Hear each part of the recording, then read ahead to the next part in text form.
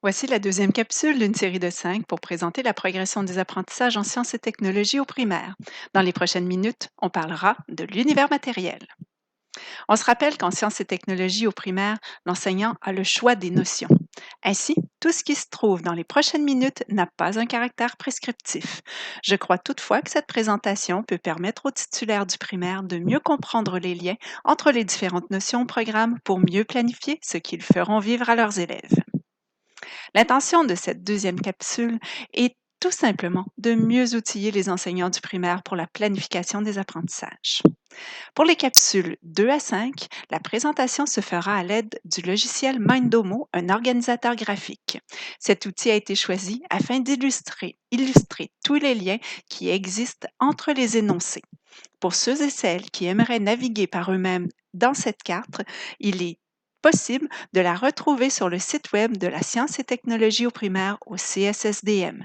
L'adresse de ce site web et du fichier se trouve dans le descriptif de cette capsule. Allons maintenant vers Mindomo. Les essentiels de la progression des apprentissages en sciences et technologies vont vous être présentés en 4 parties. Commençons tout d'abord par la légende utilisée avec le logiciel. Au premier cycle, nous avons utilisé la couleur rouge qui rappelle un peu les feux de circulation, qui nous disent de nous arrêter. Cela nous rappelle ainsi qu'il faut prendre du temps pour bien consolider les apprentissages du premier cycle, même si on est au cycle suivant. Pour ce qui est des apprentissages qui sont ciblés autour du deuxième cycle, mais aussi du deuxième et du troisième cycle, nous les avons inscrits en jaune. Finalement, nous avons inscrit le troisième cycle en vert. Les énoncés gras, ce sont les énoncés de la progression des apprentissages sur lesquels on devrait mettre l'accent. Ils ont été conservés en gras dans la carte Mindomo.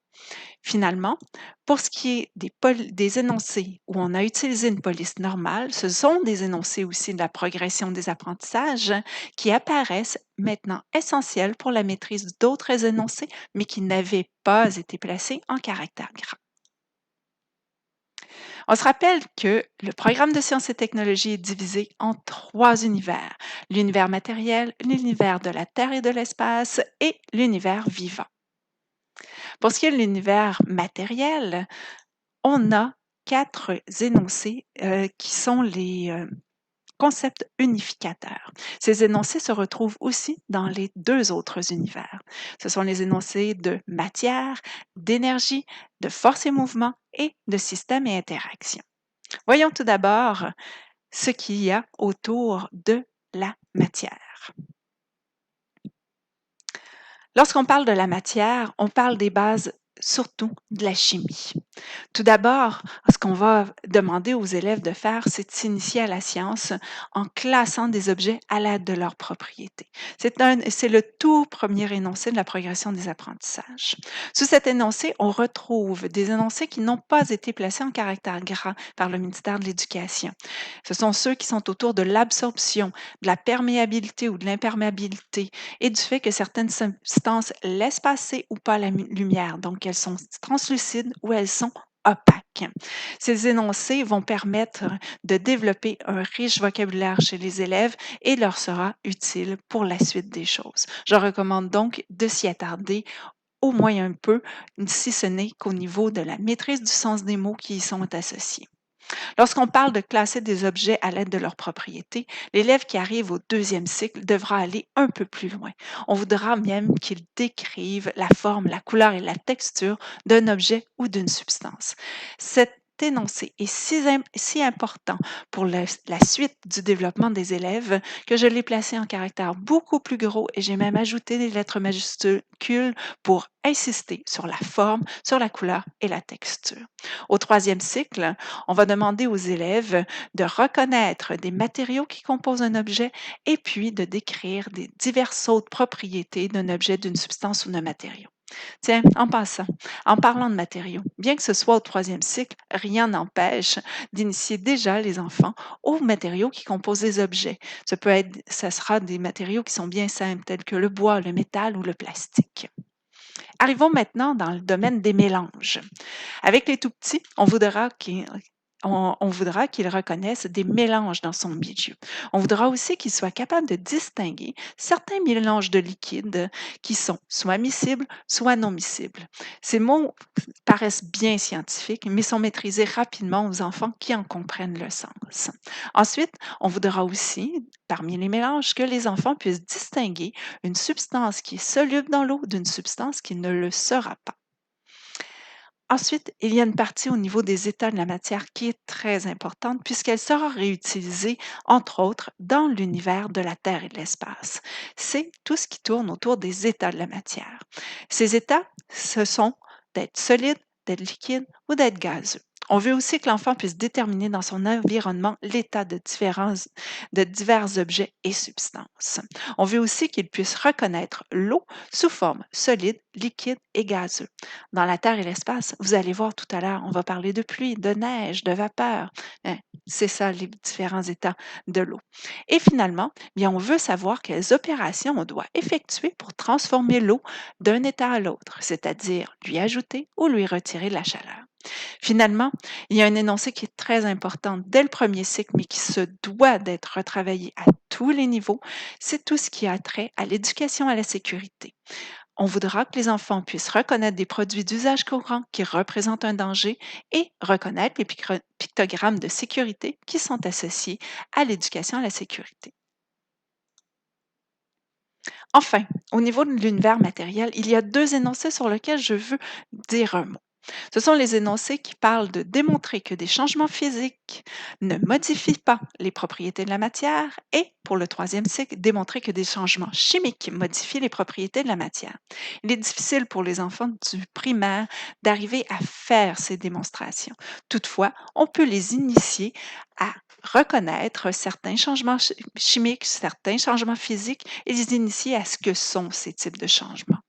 Mais vous verrez dans les notes qui sont insérées à côté des énoncés ici dans la carte Mindomo que je recommande de ne pas trop s'attarder sur ces connaissances pour pouvoir passer beaucoup plus de temps avec les autres énoncés de la progression des apprentissages. Voyons maintenant qu'est-ce qui se passe du côté de l'énergie. L'énergie est un concept très important en sciences et technologies. Et puis, au primaire, on va initier les enfants à ce que c'est. On leur demandera pas de donner une définition de l'énergie, mais on va leur demander de décrire les différentes formes d'énergie. On va leur demander d'identifier des sources d'énergie dans son environnement et de décrire des transformations d'une énergie à l'autre. On travaille ces concepts à partir du deuxième cycle du primaire, mais on devrait le faire à chaque année, que ce soit en troisième, quatrième, cinquième et sixième année. Finalement, avec les plus grands au niveau du troisième cycle, on leur demandera aussi de reconnaître des transformations d'énergie d'une forme à l'autre dans différents appareils. On ajoutera aussi pour le troisième cycle des notions autour de l'électricité. On veut que les enfants commencent à s'initier au circuit électrique simple. Tout ce qu'on leur demande de faire, c'est d'identifier les composantes d'un circuit simple et d'en décrire la fonction. Allons maintenant du côté des forces et des mouvements. Pour ce qui est de ce concept unificateur, il y a très peu d'énoncés en caractère grand. À vrai dire, il y a celui-ci, reconnaître les effets du magnétisme, donc l'attraction ou la répulsion que peuvent engendrer les aimants.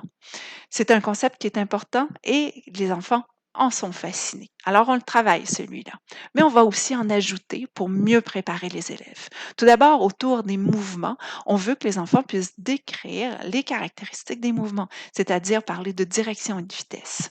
Pour ce qui est des forces, on commence à identifier des manifestations d'une force. Ainsi, les verbes tirer, pousser, lancer, comprimer, étirer seront utilisés fréquemment et les enfants pourront mieux en comprendre le sens. On voudra aussi que les enfants puissent décrire comment une force agit sur un corps. C'est simple, il n'y a que trois possibilités. La force peut mettre le corps en mouvement, elle peut en modifier le mouvement ou bien l'arrêter. Au troisième cycle, on rajoutera un petit peu plus en demandant de travailler sur l'effet combiné de plusieurs forces sur un objet au repos ou dans un déplacement rectiligne. Terminons la présentation autour des systèmes et interactions.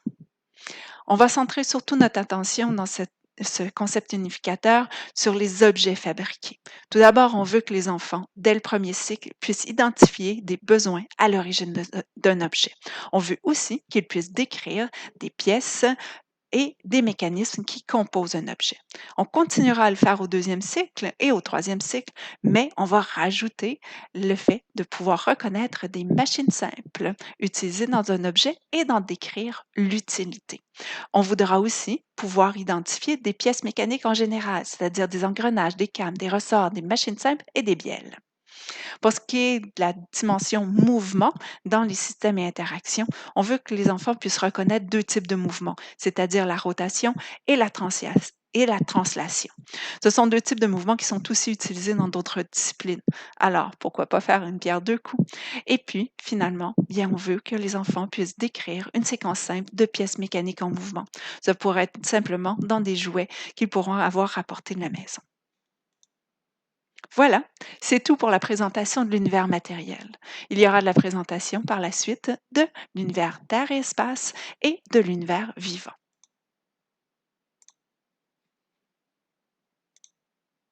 Pour ceux qui veulent travailler avec la carte Mindomo, voici des indications pour télécharger Mindomo sur votre poste si vous êtes enseignant au CSSDM.